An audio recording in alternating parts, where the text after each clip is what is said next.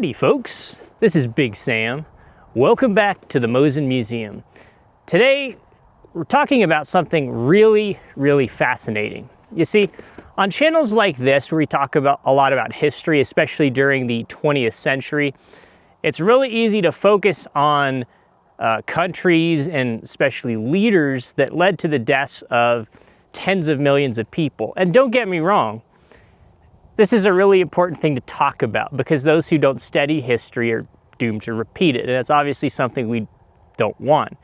But there's not enough times where we're talking about someone who actually saved countless, even millions of lives. It's always about, this amount of people died. I think it was Stalin that said, one death is a tragedy, a million deaths is a statistic. Well, today we're going to focus on the exact opposite. We're going to focus on somebody who saved countless numbers of lives, and that somebody is none other than President Herbert Hoover. Now, specifically, we're actually going to be talking about President Hoover's early life before he actually became president up until the early 1920s. So President Hoover, to start off, was born in a very small town in Iowa to a Quaker family in 1874, and unfortunately for him, by the age of 10, he had already become an orphan. So he was actually moved to the West Coast, to Oregon, and he was really interested in geology. And it's cool because he was able to actually go to Stanford University. He was one of the very first people to graduate there. And in 1895, he graduated from Stanford University with a degree in geology. He was interested in becoming a mining engineer. And in 1895, in those parts, it was actually pretty hard to get a job in such a field. So I think many of us can relate to this coming out of college. We don't always get the job that we wish we get, right? Your first job is never the ideal job, and such was the case for Herbert Hoover. In fact, his first job out of college, he was working 70 hours a day pushing a mining cart. So kind of in the field he was interested in, but obviously not the ideal work situation for him. I think we can kind of relate to that. However, he was persistent, and he would actually go on in the next couple of years to become a mining engineer in a lot of really interesting places, actually. He was actually able to go to Australia in the late 1890s. Now, it's interesting because he actually met his wife at Stanford University. She was the only woman who was majoring in the same degree he was. I can relate because I'm a computer scientist, and I can tell you from personal experience that women in computer science, specifically single women in computer science, are hunted to extinction. Such was the case here. Now, he did something I wouldn't advise anyone to do. In 1899, I believe it was, he received word that he would be able to go to China and work on this really cool job. So he actually telegrammed his girlfriend at the time and proposed to her via telegram. Don't advise you to do that. However, she said yes. I guess back in those days, traveling across the world's a little bit more difficult, so maybe we'll let that one slide. In 1900, though, Herbert Hoover and his wife traveled to the area of Peking, China, because there was this contract for building a whole series of new coal mines in the area, as well as railroads connecting these coal mines to shipping docks. And this was the kind of thing Herbert Hoover was really interested in, mining logistics. Unfortunately for Herbert Hoover, this was a really terrible time to be in China. You see, right around the year 1900, there was this new sense of, I guess you could call it nationalism. A lot of people today would actually call it more on the lines of xenophobia, which I guess some people would associate the two. I think that's incorrect, but that's a story for another day. Anyway, there was this sense of, all of these foreign countries were coming in and basically picking apart China. There are all these multinational corporations building all of these, coal mining empires, to say the least, and as well as a lot of Christian missionaries there. And there's a lot more that goes into this, but just to name these few examples, a lot of the people in China were really not pleased by this. They wanted their cultural identity to be the dominant one, and they didn't like all of these foreign empires coming in and meddling around in their affairs. And this actually reached a boiling point in the year 1900.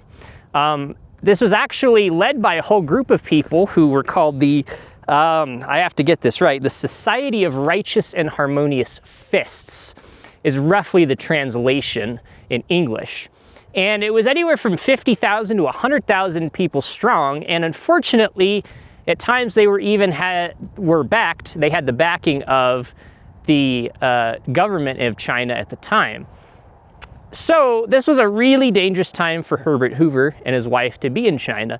And unfortunately, around June of 1900, this all came to a boiling point, and he would actually have to retreat to the town of Tientsin. There was this sort of multinational, sort of like a compound, you kind of think it as like an embassy in modern day Tientsin. You'll also hear it called Tientsin, I believe is the pronunciation. It's the same thing, Tientsin.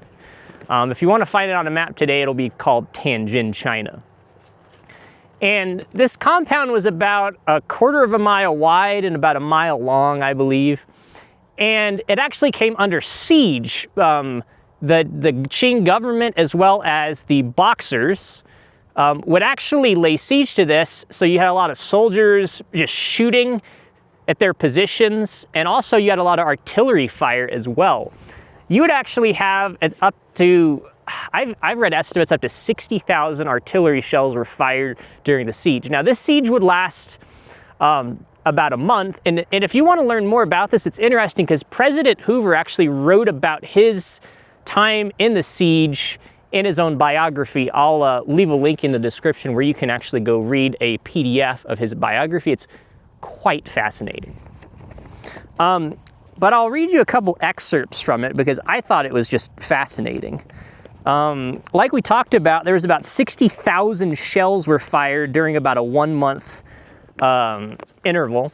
And I mentioned this was like a multinational compound. You actually had a few hundred soldiers from different countries here. You had some American soldiers, some Italians, some Japanese, and interestingly enough, some Russians. Now, when you have all of these different countries and you come into a situation like this, someone has to take leadership. So in this particular instance, most people decided that a Russian colonel who later became general by the name of D. Wogak was the de facto commander of this compound during this time, except apparently there were some Britons that didn't really like that, and so they kind of did their own thing. It was kind of a mess, as you could imagine. But Colonel de Wogak was basically in charge of this operation you can think of. And what's really fascinating here is that we had Russians armed with these M1891 Mosin rifles, much like this one. In fact, it would have been basically identical to this one, except for this rear sight, basically. This one's an 1895 Sistrayats, which we'll get to in a little bit. Guys with these are actually defending President Herbert Hoover and his wife there. Now, Herbert Hoover and his wife were really focused on saving people here. They were sort of acting as de facto nurses. In fact, they were basically running around on bicycles through this compound during this month, dodging bullets. Mrs. Hoover, in fact, took a bullet to one of her bicycle tires at one point, although she wasn't hit herself, which was a good thing. At one point, though, Mrs. Hoover enlisted an English boy named Simpson to organize a dairy herd for service. So you had a bunch of cows in this compound, you had to milk them. At a later stage, though, she had great need in the hospital for soup meat. Again, this is an excerpt from Mr. Hoover's biography. So basically what had to happen here was she directed Simpson to basically put down one of these cows so he can get some meat for soup. He wrote that she directed young Simpson to kill one of the less productive cows. He was unfortunately not an experienced butcher.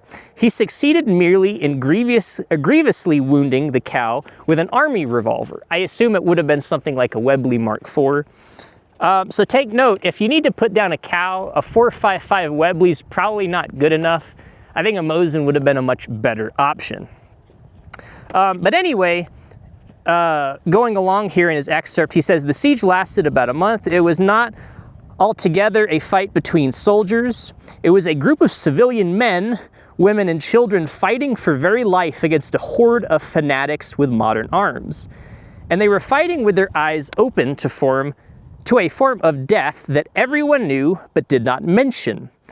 Truly, we were fighting under the courageous protection of a few hundred soldiers of a half-dozen nationalities without whom we would have been lost.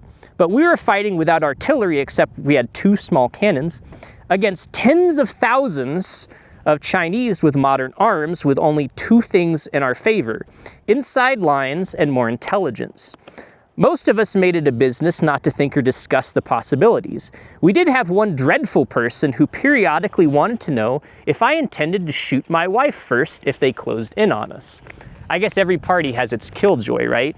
Well, the good news is, after a little bit, Herbert Hoover wrote, during the morning, and this would have been about a month later, during middle of July of the year 1900, during the morning, the Chinese stopped firing on us. Soon someone said he heard cannon fire in the distance. How we strained our ears. Then it came plainer and plainer. We climbed on the roof of the highest warehouse to get a glimpse. We saw them coming over the plain. They were American Marines and Welsh Fusiliers. I do not remember a more satisfying musical performance than the bugles of the American Marines entering the settlement playing, "There'll be a hot time in the old town tonight." Now, I don't know that record. I'll have to look that one up, but I'm sure that must have been a very welcome sight. But it's interesting to think about that the Mosin Nagant may have very well actually saved President Hoover's life in the year 1900 in China. He found himself at the wrong place at the wrong time, but thankfully God spared his life because, well, he had bigger and better things for President Hoover to do. Again, at this time, he was a mining engineer. However, Herbert Hoover is really known for being a humanitarian, and let's talk about why. So after the year 1900, he and his wife would continue on their world expeditions of various mining facilities, and he would be very, very successful and make a lot of money. However, this would take a pause in the year 1914 when war was declared in Europe. President Hoover actually did something really amazing. He organized a relief effort, and he helped evacuate 120,000 Americans who were actually stranded in Europe because of the war in 1914. That is amazing. Think about all of the lives he saved just from that. But he didn't stop there. He established something called the Commission for Relief in Belgium, also known as the CRB. You can go look this up if you want to. This was a very successful operation in which he basically managed to feed roughly 9 million French and Belgian civilians who were, again, sort of held hostage by the Germans who had invaded that part of Europe. And they didn't really have any way to get food. And you think about it, it makes sense because all of the men were fighting at war. Who's running the farms? Maybe the women could, but there was a lot of problems. Famine started, and they didn't have good supplies of food like they normally would have. And without President Hoover, it's quite possible you would have had millions of people starve. Another thing is the British had the whole blockade because they wanted to start Germany out of the war. So the fact that Herbert Hoover even thought about these people, I think, is a huge testament to his character. This is not something we would typically think about. You know, you were focused on war and the killing, and we have to kill this amount of soldiers in this amount of time in order to win the war. He's focused on, again, the Christian worldview, which is we need to save people. Very notable. I think we can learn a lot from this. But he didn't stop there. After the war was over, there was a huge famine across basically all of Europe. This problem just compounded. Again, this problem we talked about, this Commission for Relief in Belgium, this was like 1914, 1915. But by 1919, when the war was over, I mean, the famines were just egregious. So President Woodrow Wilson, who apparently President Herbert Hoover, of course, at the time, Hoover wasn't president. He wouldn't become president until 1929. However, Herbert Hoover apparently was one of the only Republicans that Woodrow Wilson trusted. And I guess you can see why his character really spoke for itself. But President Wilson appointed Herbert Hoover in 1919 to lead the American Relief Administration, the ARA. Now, their goal was much the same thing as the prior CRB. Let's distribute millions of tons of food throughout these almost 20 different European countries in order to save all of these starving women and children, because a lot of the men were killed. Let's face it, most of the people starving were very old men or women or children. It was a terrible situation. Herbert Hoover was so successful in this endeavor that at its peak, and this went from 1919, excuse me, to 1923, at its peak, the American Relief Administration was feeding about 10 million people a day. And it's all thanks to Herbert Hoover. So he did some more impressive, amazing stuff from the humanitarian effort, but just wanted to talk about these examples because it's so amazing. And that's actually where this Mosin comes into play, because in 1919, part of the American Relief Administration worked with what's called the Naval Overseas Transportation Service. And that's actually where we get this Mosin from. You might notice this Mosin as a duffel cut. There was a sailor in 1919, a U.S. Navy sailor by the name of Woodburn Walbridge. Here on the channel, we refer to him affectionately as Grandpa Woody. Now, Grandpa Woody was on a ship called the USS Durham, and the Durham's mission was go on a humanitarian effort to the Balkans. And this was all part of the effort that was being led by the American Relief Administration. So Grandpa Woody, and it's very well documented, you can go read about him on our website under the Peoples section at mosinmuseum.com, but basically, he went on this really fantastic adventure to Montenegro, where he likely got this rifle at the port in Zelenika, which, as you can see by these sling swivels, was used by the Austro-Hungarians. Now, this is a really early gun. You can see it has no recoil lug here. This was likely one of the roughly 30,000 guns that the Russian Empire sent to Montenegro around 1898. I don't know that for certain, however, it seems like that's a pretty likely scenario. It's also possible this was one of the ones sent as war aid to Serbia. We don't really know. But it's fascinating nonetheless, because Grandpa Woody brought this back. This is one of the earliest bring back Mosins that's actually been documented in the United States. And what I really like about this gun is that this is a great reminder of not only Grandpa Woody's adventure in that humanitarian effort, but on the much larger spectrum, this Mosin is a great reminder of the life and legacy of President Herbert Hoover and all of the tens of millions of lives he helped save. So I really hope you guys enjoyed talking about the President Herbert Hoover's life today and looking at this interesting Mosin. I know this was a really fascinating topic for me to research. It's just not something I've really heard a lot of stories about, so I hope you guys found it really interesting. Please pray for peace. Let me know if you guys have any prayer requests, and we'll see you next time.